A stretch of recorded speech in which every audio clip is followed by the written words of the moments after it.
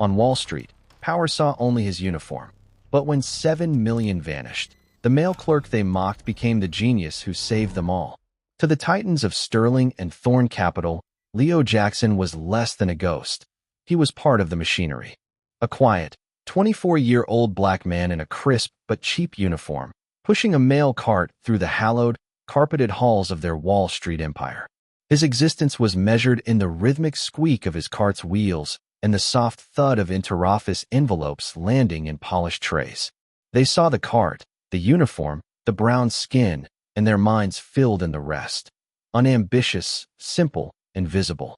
None of them knew that the hands sorting their mail had once danced across the keys of a Bloomberg terminal, or that the mind behind those quiet, observant eyes could untangle a fraudulent financial statement faster than their Ivy League-educated analysts. They never imagined that this mail boy had been the star of his university's finance program before a family tragedy forced him to trade his dreams for a steady, menial paycheck. So they ignored him. They held hushed, panicked conversations about the millions bleeding from their flagship fund right in front of him, convinced he was deaf to their language of derivatives and dark pools. They had no idea he was listening, connecting the dots they couldn't see. And when their entire firm stood on the precipice of a catastrophic collapse, when their most brilliant minds were stumped by a fraud so perfect it was invisible, it was Leo who stepped out of the shadows. He held nothing but a discarded spreadsheet and a truth so sharp it would shatter their world, expose their greed, and force them to their knees before the one man they had never bothered to see. The crisis at Sterling and Thorn began not with a bang, but with a number. A single, stubborn number on a balance sheet that refused to add up. $7 million had vanished from the Quantum Growth Fund, a portfolio so complex and prestigious it was the cornerstone of the firm's reputation. The problem wasn't just that the money was gone. It was that according to their own state-of-the-art trading systems, it had never existed at all. "That's impossible," bellowed Alastair Thorne, the firm's senior partner, his voice echoing in the minimalist expanse of the 80th floor boardroom. He was a man in his late 60s, carved from granite and old money, who viewed the world as a series of transactions to be won. "Our algorithms don't make $7 million rounding errors. Find it." His command was directed at a room full of the best financial minds money could buy. Men and women with degrees from Wharton and Harvard, who spoke in a rapid-fire dialect of alphas and betas. Now, they could only stare at their screens, their faces pale with a mixture of fear and professional humiliation. At the head of the table sat Caleb Vance, the 30-year-old star trader who managed the Quantum Fund. With his slicked-back hair, custom-tailored suit, and an aura of untouchable confidence, Caleb was Thorne's protege, the golden boy of the firm. "We've run every diagnostic, Alastair," Caleb said, his voice smooth as silk, betraying no hint of the panic simmering just beneath the surface. "The transaction logs are clean.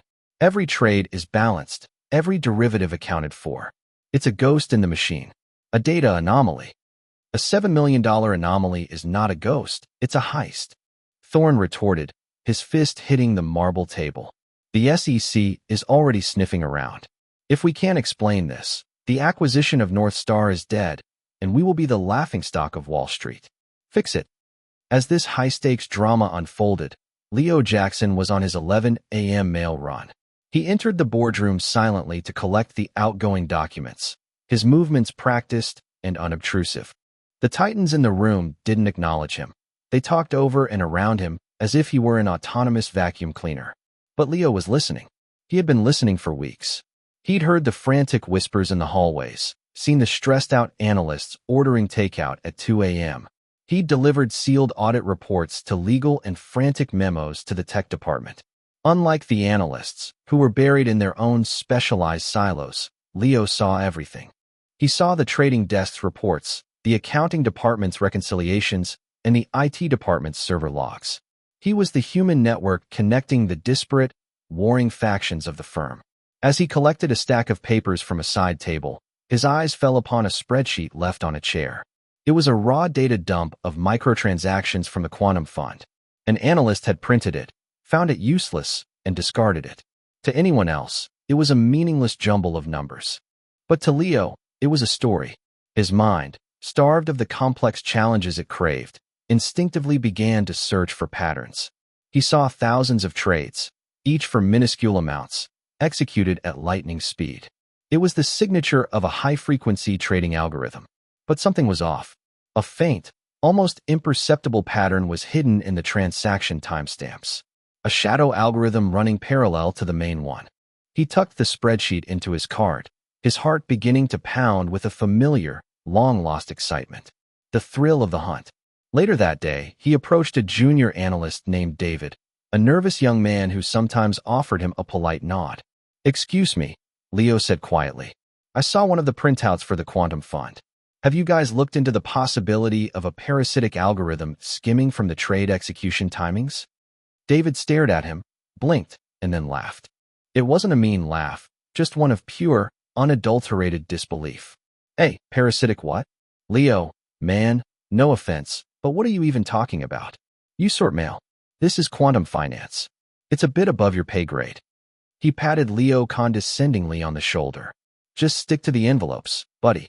We got this." Leo felt a familiar sting of dismissal, the casual erasure of his intellect.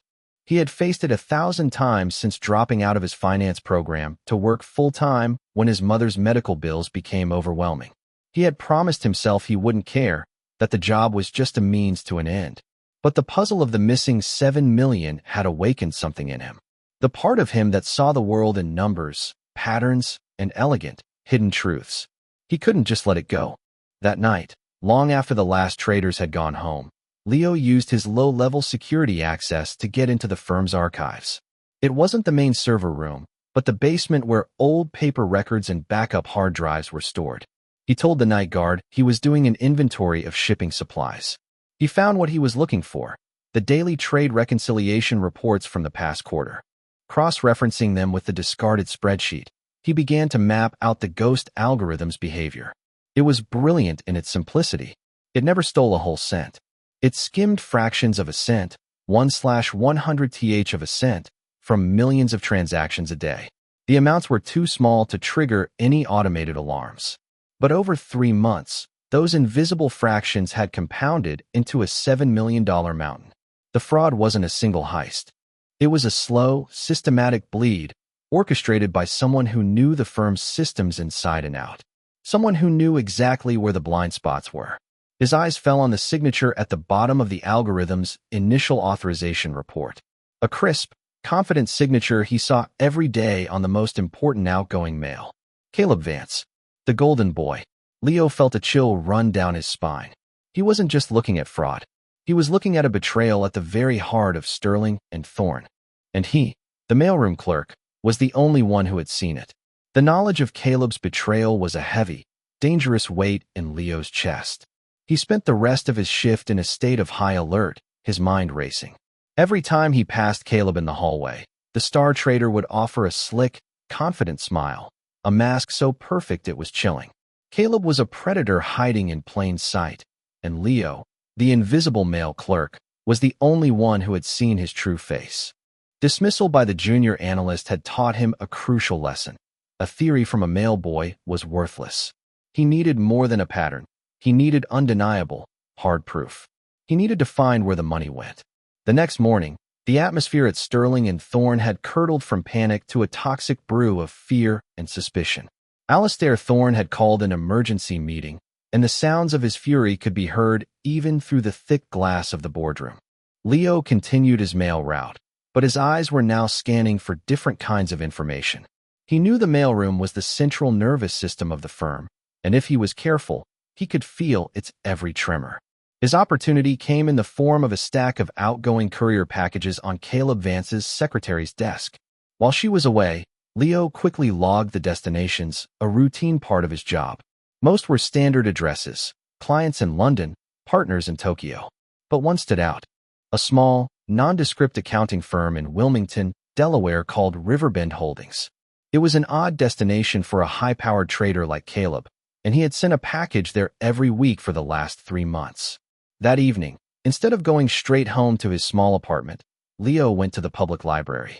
Using their computers, he ran a search on Riverbend Holdings. It took him less than 10 minutes to confirm his suspicion. The company was a ghost. It had a mailing address, a P. Oh, box, but no physical office, no website, and no listed employees. It was a classic shell corporation, the perfect vehicle for washing stolen money. He now had the method and the destination, but it still felt circumstantial.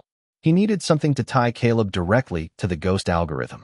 As the week wore on, the pressure in the firm became unbearable.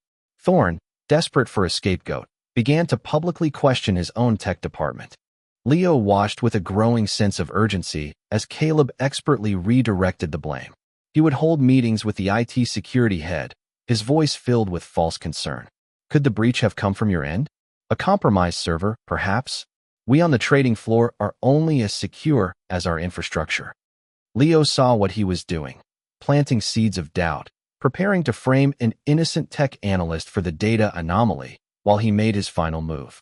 The tipping point came on a Thursday afternoon. Leo was delivering a package to a quiet corner of the trading floor when he heard Caleb's voice from a nearby private office. He was on his phone, his tone low and urgent.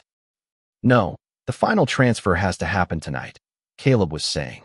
"The North Star deal is collapsing, and Thorne is going to start a full forensic audit by Monday. The window is closing. Once the $7 million is moved from Riverbend to the final account, we're gone. Clean." Leo froze, hiding behind a row of filing cabinets. Caleb was planning to empty the shell corporation and disappear. He had until tonight. All his careful, quiet investigation was about to become useless if he didn't act now. Fear, cold and sharp, gripped him. He was a mailroom clerk.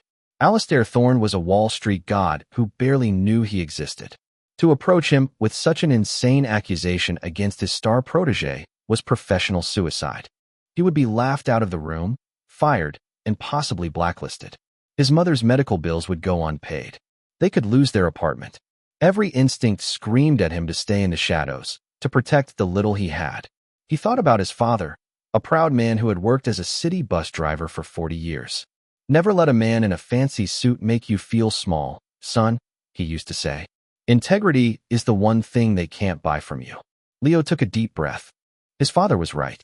He couldn't live with himself if he stayed silent while a thief walked away with millions and an innocent person took the fall.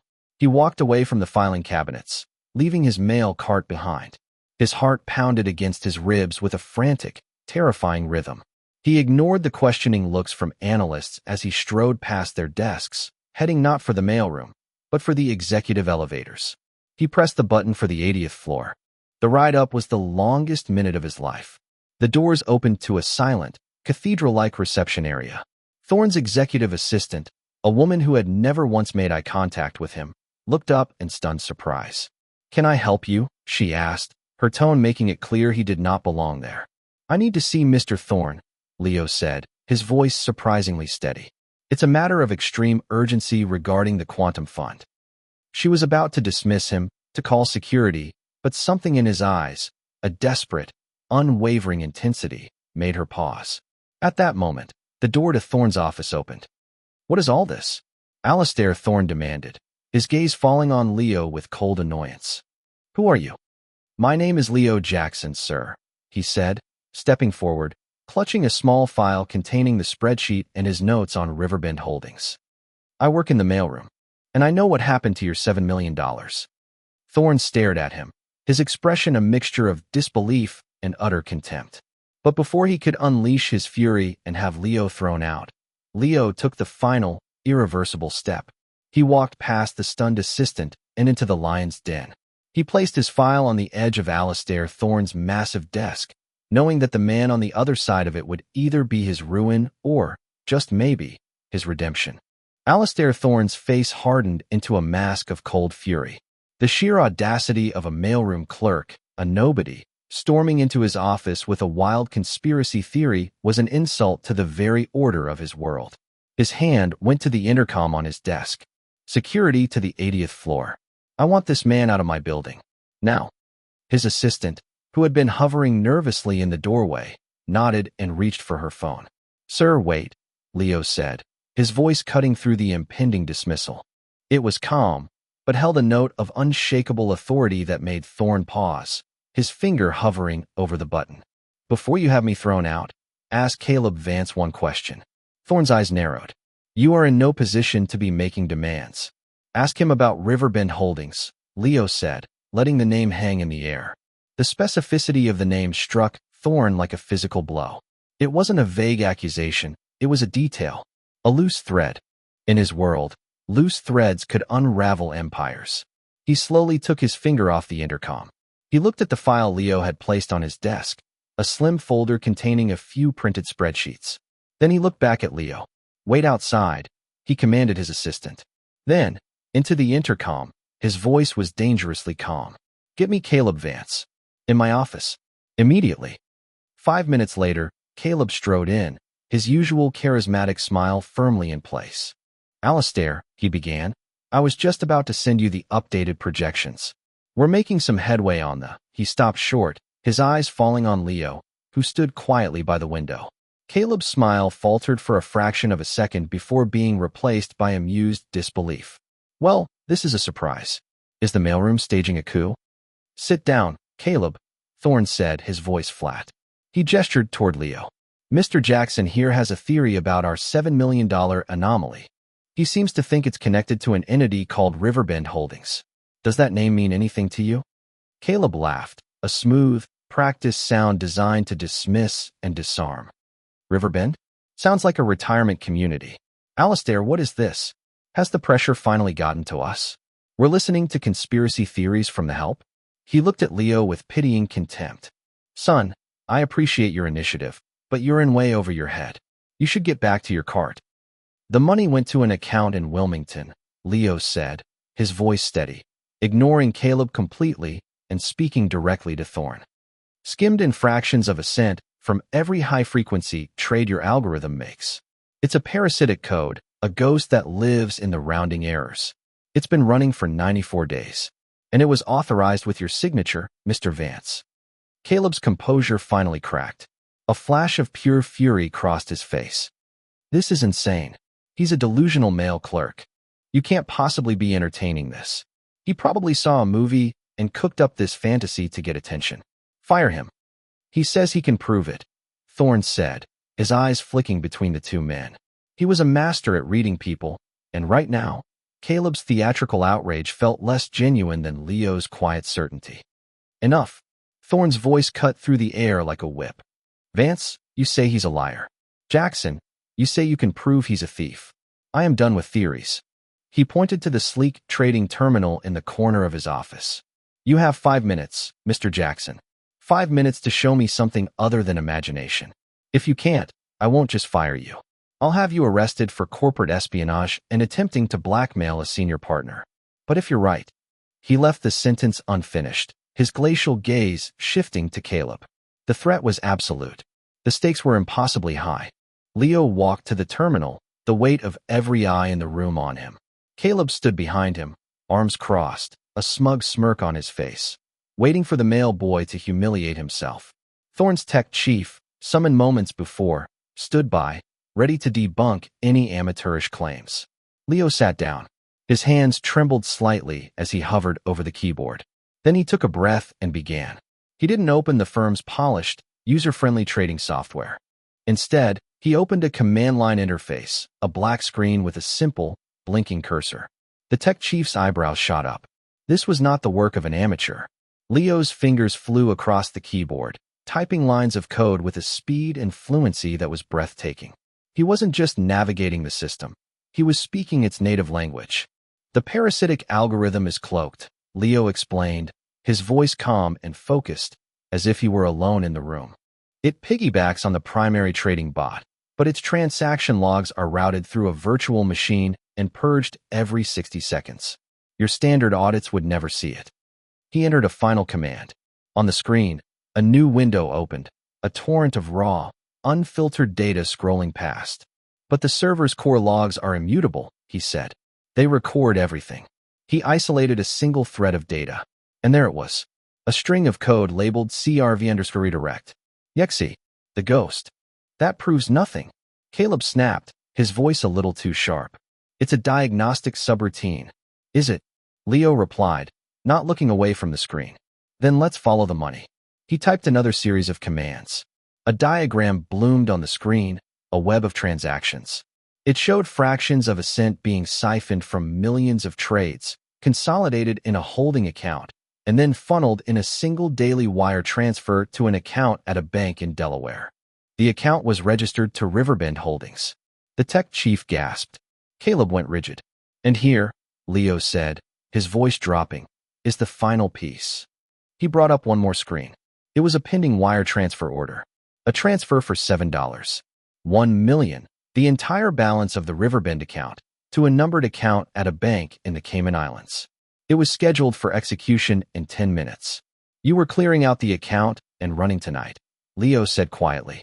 The smug smirk was gone from Caleb's face. He was staring at the screen, his face a mask of pure, primal panic. He lunged for the keyboard. He faked this. It's a deep fake, a hack. But it was too late. Alastair Thorne had seen enough. He stood up slowly, his face terrifyingly calm. He walked over to Caleb, the only sound in the room the soft click of his shoes on the marble floor. Caleb, he said, his voice a deadly whisper. It appears our ghost has a name. He reached for his intercom, his thumb pressing the button with slow, deliberate pressure. Security to my office, he said, his voice like ice. We have a situation with Mr. Vance. Escort him to the conference room and do not let him out of your sight. And call the police. Caleb Vance didn't scream or protest as the security guards escorted him from the office. His face, just moments ago a mask of arrogant defiance, had crumpled into a portrait of utter ruin. The golden boy had fallen, and the silence he left in his wake was more profound than any shouting match. The tech chief quietly canceled the pending wire transfer, saving the $7 million with seconds to spare. Alastair Thorne stood motionless, staring at the empty doorway through which his protege had just disappeared. He looked old, the granite-like certainty he wore as armor having cracked to reveal the weary, fallible man beneath. He had been betrayed, not by a faceless external threat, but by the very person he had championed, right under his own roof. His entire system of judgment had failed him. Finally, he turned his gaze to Leo, who was still standing quietly by the terminal. The contempt was gone, replaced by a raw, unsettling mix of gratitude and self-recrimination. Tell me, Mr. Jackson, Thorne said, his voice quiet, almost hoarse. How did you see this when no one else did? My best analysts, our auditors, myself, we all missed it. You were all looking for a wolf, Leo replied, his voice even. A big, single attack. But the danger wasn't a wolf. It was termites. Thousands of tiny, invisible bites that you don't notice until the whole structure is about to collapse. You have to see the whole house, not just one room. Thorne nodded slowly, absorbing the simple, devastating metaphor. He gestured for Leo to take the seat that Caleb had just vacated. I looked up your employment file, Thorne said. It says you've been in the mailroom for 2 years. Before that, nothing. Why are you sorting mail, Leo? With a mind like yours, you should be running a fund, not a mail cart. So Leo told him. He spoke of being at the top of his finance class at Columbia, of the intricate models he built for fun, of his dream of revolutionizing risk management. He then spoke of the phone call that changed everything. His mother's diagnosis, the mountain of medical bills, and the impossible choice between his education and her care. The mailroom at Sterling and Thorne wasn't a career, it was a lifeline. It had the best health insurance plan he could find on short notice. I made a promise to take care of her, Leo finished quietly. I intend to keep it. Alastair Thorne was silent for a long time. He looked at the young man before him, a man who had sacrificed his own brilliant future for his family, who possessed more integrity in his little finger than his star trader had in his entire body. Your mother's medical bills, Thorne said, his tone leaving no room for negotiation, are no longer your concern. The firm will cover them. All of them. Consider it a signing bonus. Leo stared at him, stunned. A signing bonus? I am creating a new division, Thorne announced, his voice regaining its familiar, decisive power. The Forensic Analytics Division. It will report directly to me. It will have complete authority to audit any department, any fund, any employee, at any time. No more silos. No more blind spots. Its mission will be to see the whole house. And I want you to run it. Leo was speechless. From the mailroom to a director's chair in a single afternoon. It was unthinkable. Sir, I don't have a degree. I don't have the credentials. To hell with credentials, Thorne said with a dismissive wave of his hand. I've had a boardroom full of credentials for the last decade, and they led me to the brink of disaster. What I need is vision. I need someone who knows what it's like to be invisible, because they're the ones who see things the rest of us are too proud to notice. The job is yours if you want it. Leo thought for a moment. He thought of his mother, of the years of struggle, and he thought of the quiet satisfaction of solving the puzzle that no one else could. I'll take it, he said, but on one condition. Thorne raised an eyebrow. You're in a position to make conditions? The problem here wasn't just Caleb, Leo explained. It was the culture. Information doesn't flow. The people at the bottom see things, but they have no way to speak up. I want to create a formal channel, an observer's report, where any employee, from the janitors to the receptionists, can anonymously flag anomalies they see, with a guarantee of no retaliation. That report comes directly to my division. Thorne considered it, then a slow, genuine smile spread across his face. A spy network run by the Mailroom. It's brilliant. It's revolutionary. Done.